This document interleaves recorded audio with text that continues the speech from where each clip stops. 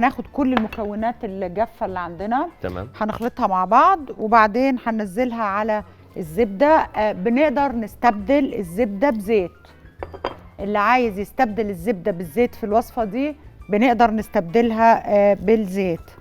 طيب احنا هنا حطينا الزبده الطريه، هنحط السكر معاها وهنقلب، حتى مش محتاجين عجان لان الوصفه كتير بسيطه وما فيهاش، مش عايزه خفق كتير يعني.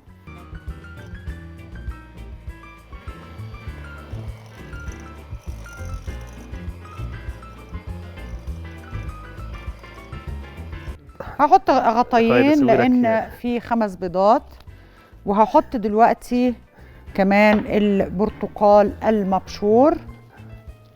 خلاص فاضل عندنا ايه دلوقتي؟ فاضل البيكنج باودر اللي عندنا، هنحطه مع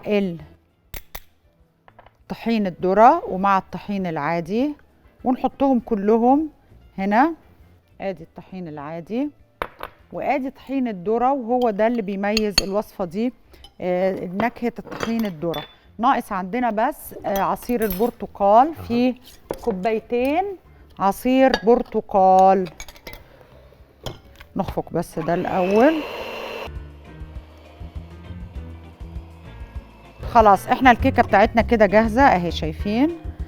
دي بتخش الفرن على درجة حرارة 180، بتقعد تقريبا من 50 ل 55 دقيقة.